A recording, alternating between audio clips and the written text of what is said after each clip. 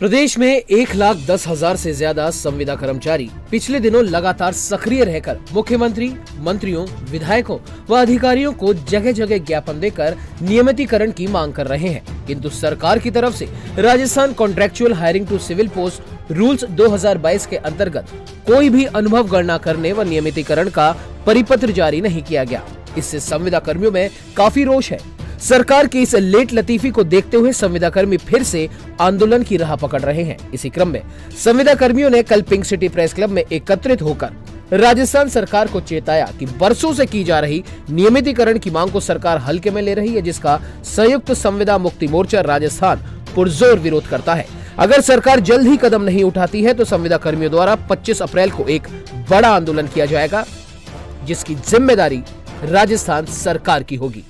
देखिए, राजस्थान सरकार ने सत्ता में आने से पहले सभी संविदा कर्मियों से यह वादा किया था कि निश्चित रूप से हम सत्ता में आएंगे तो आने के उपरांत सभी संविदा कर्मियों का हम स्थायीकरण करेंगे। परंतु आज राजस्थान सरकार के 4.5 वर्ष पूर्ण होने का है, उसके उपरांत भी सभी संविदा कर्मियों के का जो नियमितीकरण, जो स्थायीकरण, उससे हम बहुत दूर हैं।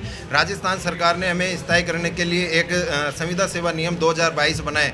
उसमें जो हमारा जो पूर्व अनुभव जो काउंट किया जा रहा है वो 1 IAS के पैटर्न को लेकर 1/3 के अनुसार किया जा रहा है, जिसका हम खुला विरोध करते हैं। और इसी मांग को लेकर आज हम यहाँ पर यह वार्ता हमने बुलाई है और राजस्थान सरकार तक हम ये बात आपके माध्यम से पहुँचाना चाहते हैं कि राजस्थान सरकार पूर्व अनुभव की गणना जो IAS पैटर्न को लेकर 1/3 के अनुसार कर रही है, उसको हटाते हुए 1/1 करे। वह 1,10,000 संविदा कर्मियों का जिस तरीके से आप अखबारों में, विज्ञापनों में और अपने प्रचार प्रसार में जो वाई लूट कर जो बता रहे हो कि 1,10,000 संविदा कर्मियों का हमने स्थायीकरण कर दिया, ये सरासर झूठ है। इससे पूरे संविदा कर्मियों में आक्रोश है और हम कहना चाहते हैं कि 1,10,000 संविदा कर्मियों को नियमितीकरण और स्थायी करने की नीति आप स्पष्ट करें। और इसको लेकर आज हमने बिल्कुल स्पष्ट रूप से राजस्थान सरकार को चेतावनी दी है। समय रहते यदि हमारा समाधान नहीं होता है तो 10 अप्रैल को राजस्थान के सभी संभाग मुख्यालयों पर हम सामूहिक रूप से सरकार के चेतावनी रैली निकालेंगे। और उसके उपरांत भी यदि राजस्थान सरकार ने हमारी बात नहीं सुनी, हमारा समाधान नहीं होता है, तो निश्चित रूप से 25 अप्रैल को हम सभी 1,10,000 संविदा कर्मी यहाँ जयपुर में पहुंचकर जयपुर से 40 किलोमीटर दूर हम एकत्रित होंगे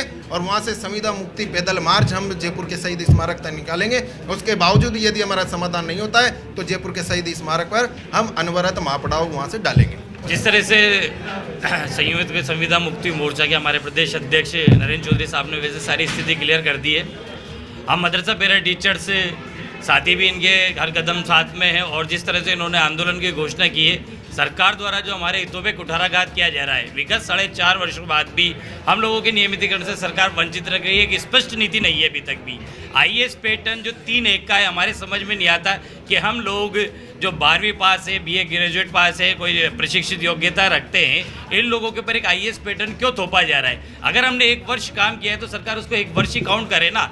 3 वर्ष को 1 वर्ष काउंट करने से क्या फ़ायदा होता है, सिवाय इसमें हमारे नुकसान के कुछ नहीं हो रहा है। और सरकार ने जहाँ 1,10,000 संविदा कर्मचारियों को नियमित करने की जो बात करती है, इस IAS पैटर्न के आधार पर मात्र 10,000, 7 से 10,000 आदमी अगर इसके अंदर नियमित हो सकता है तो नियमित हो जाएगा। और अभी भी उस नियमित होने की स्थिति कोई क्लियर नहीं है, कोई क्लियर नहीं है। अभी भी सरकार ने 10 फरवरी को इस IAS पैटर्न की घोषणा की है और 10 अप्रैल होने के लमसम होने को आ रहा है। इस 2 महीने में भी अभी तक इस पैटर्न की कोई स्पष्ट नीति नहीं है कि इससे वाकई में नियमितीकरण होगा भी या नहीं होगा। आज हम कह रहे हैं सरकार से कि हमारा 1/1 के आधार पर एक्सपीरियंस इसके अंदर काउंट किया जाए और हम लोगों को इसमें सभी साथियों को नियमित किया जाए। सरकार से सिर्फ सीधी सीधी और स्पष्ट नीति की डिमांड रहती है। एक ही जो वर्ड है, 1 साल को 1 साल काउंट किया जाए और नियमित किया जाए, जिसमें हम सारे संविदा कर्मचारी खुश होंगे। अगर हम लोगों को जो सरकार ने बजट मैनिफेस्टो में नियमितीकरण का जो वादा किया था, जिस बिना पर सरकार आई थी, उसके बावजूद भी अगर सरकार कोई खेल करती है, ये तो आप सब भी जानते हैं कि वो एक तरीके से धोखा होता है और धोखे का पुरजोर विरोध करेंगे। 10 तारीख को, 10 अप्रैल को हम लोग संभाग स्तर से इसकी शुरुआत करेंगे और लमसम 25 अप्रैल को हम इस प्रदेश के अंदर महापड़ाव भी डालेंगे, रैलियां भी करेंगे, धरने प्रदर्शन भी करेंगे। देश और दुनिया की हर बड़ी खबर के लिए सब्सक्राइब करें नवतेज टीवी और पल पल के अपडेट्स के लिए बेल आइकन को दबाना ना भूलें, क्योंकि आपकी खबरों का भरोसेमंद साथी है नवतेज टीवी।